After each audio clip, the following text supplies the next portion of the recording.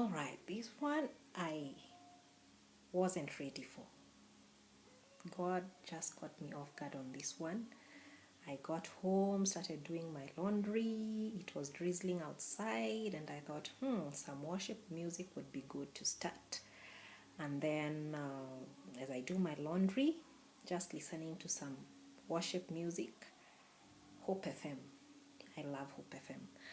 And then, because it's drizzling outside and it's cold where I am, I thought, okay, get a cup of tea once you're done with laundry and just slip into bed and just do whatever, write or just stay in bed. Just keep yourself warm, because I love to keep myself warm. Me and cold don't get along. So I'm doing my laundry, and then God interrupts me, and he says, okay, I'll get you in bed, but you have to do a video in bed. Yes, so I'm actually in bed right now. Yes, cozy, warm, my cup of tea, waiting. But anyways, let's get this going. So the message that he has put in my heart today is about our hearts. Our hearts. That little place where we store so much information, that little place that is so secret and sacred, that is only between us and God. I mean, if our hearts could be ripped open, I don't know whether people would run away or what would they do, because there is a lot that we keep in our hearts, and it's important that we train ourselves to guard our hearts, because our hearts, God says, is the wellspring of life.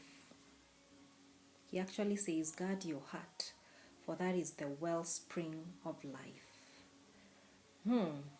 Our hearts also communicate to us, and many times we think that this is just another one of those, crazy ideas we have, and many times we ignore, and many times when we ignore, we end up regretting why we didn't listen in the first place. And the heart is a point of connection also between man and God. That is why he says it's the wellspring of life. And so the heart is a very important organ in our bodies. Very, very important.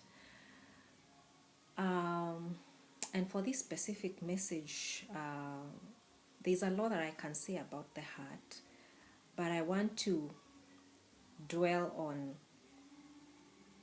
communication and how our hearts communicate to us, and how God communicates to us through our hearts. And many times we don't listen and we don't follow, and we end up in a bad place. And when we end up in a bad place, that's when we go, God, why didn't I listen? I wish I listened. So pay attention, it's interesting. Where do I start? All right, I'm trying to get this conversation as comfortable as possible and as real can be. So be patient with me. So one day, real life experience, I was really looking for a house. I really wanted to move, and it was very uncomfortable. When you're just in this place that has been awesome, cool, and then all of a sudden there's this crazy idea from nowhere. Just crazy feeling, and you suddenly want to move. You suddenly want to get away from that place. So that is what happened. And so I stepped out of my house, went around looking for a house. We looked and looked. I even remember my mom came over and helped me look for a house. By this time, I'm feeling all manner of crazy things in my heart, in my spirit. Something just did not sit well with me, and I didn't know what it was. So I thought God wanted me to move, and so that was the first thing I that came to my mind. And so when I was house searching, went into a couple of houses, could not find one that was befitting. And then, or if I found one, it was too expensive. And I was like, no, I cannot spend this kind of money on rent. Then it got to a point where I was so emotionally drained and down. Like this thing really started weighing heavily on me. One time I remember I got a house and I went and paid the caretaker, and the caretaker disappeared with my money. And I did not know until the morning when I went to clean it, and the house was a mess. The repairs had not been done so well. The repairs that I needed done had not been done so well. And I kept ignoring. Can you imagine all these signs? And in my heart I was feeling, something is amiss, but I kept on. So while we were cleaning this house, someone came in and asked us, "Are you moving into this house?" And I said, "Yeah." Have you paid for the house and everything? I said, "Yes." Apparently, it was one of the neighbors who was already staying in that place. So she asked me, "How did you make your payment?" I told her I paid the caretaker, and she looked at me like, "Are you serious?" Lo and behold, long story short, the caretaker disappeared with my money. A few minutes later, the agents come and they tell me this house has not been paid for, so there is no way you can move into this house. Remember, my heart was communicating to me, but I was not keen to ask God what exactly it was all about. All these emotions I was feeling in this other house, suddenly just discontented, suddenly just disconnected. And then I go out looking for a house. The one I find, the caretaker disappears with my money, and I don't find another house. So I end up sticking to my whole old house. And then I tell my mom, now I have to release you. I'll stick in this house. God is with me. Whatever happens, He is with me. Let's just see how it's going to go. And so I stick. And then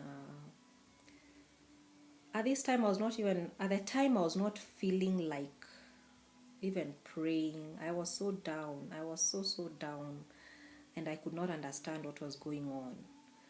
Little did I know that God was communicating to my heart. He was putting a message in my heart, not for me, but for someone else. Interesting. And so one evening I came home from work and I looked at myself in the mirror and I said, no, this cannot be me. This is not the girl that I used to know. I was a stranger to myself. I was unhappy. I was restless. I was having all manner of things going on. I was just in a bad place. Terrible place. And so I looked at myself in the mirror and I started crying. And I start telling God, if there is anyone who is going through what I'm going through right now, Lord, please get them out of this pit and get them out really fast. And I got even more specific. If there is anybody, any girl who is going through what I'm going through right now, Lord. This is what you're putting in my heart. I would not wish this even for my enemy. Lord, get them out. Whatever it takes, get them out. And voila!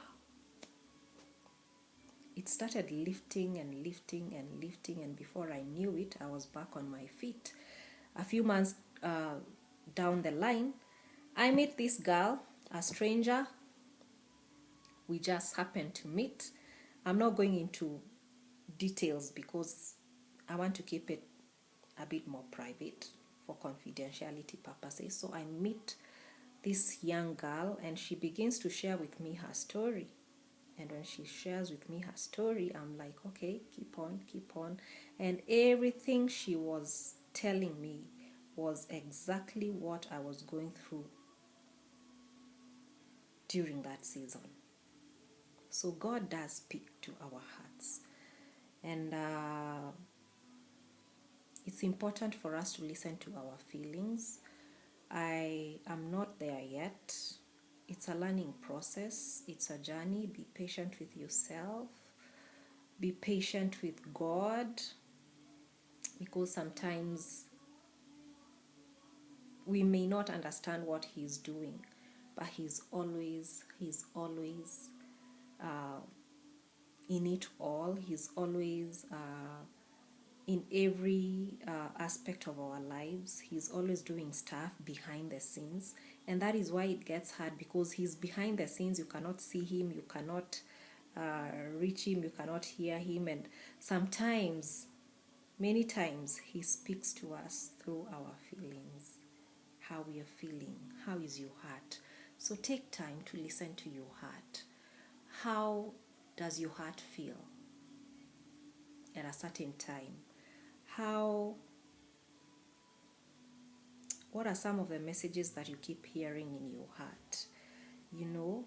Just keep an open heart, and when you pick, when you're able to pick up stuff, like I was able to just say that prayer out of nowhere, and this feeling began to lift, and then I meet this person.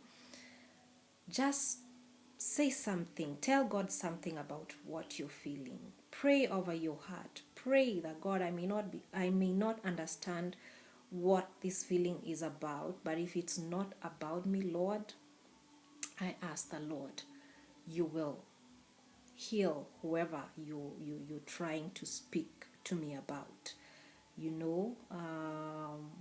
So yeah, the heart is the wellspring of life. It may not be for you.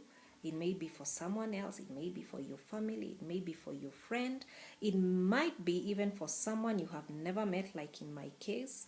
So you never know where God is leading, but God is always at work. So pay attention to those little things. Many times it is not about us. You will be surprised. You will be shocked. And the more you continue to do this, the more you continue to train yourself as you move along, you will begin to understand it more clearly, and you will begin to get comfortable with it. Like I just did before I came to do this video. I was doing my laundry, and I felt it in my heart that I need to be in bed. That was my mind telling me, yes, you need to be in bed. But God was working behind the scenes for me to come and do this video today. And so that is exactly what it's all about. And God is spontaneous. He can show up anytime, any minute. So get ready. He will interrupt your schedule. He will interrupt your movie time. He will interrupt your you time. We love those times when we are just alone and nothing is going on in our minds. We are not busy. We are not, you're just alone doing your own things, the things that you love and the things that you enjoy. But get ready, because God can interrupt those moments anytime, and you need to be sensitive so you can obey, and so that God can use you to do what He wants to do through your life. Yes.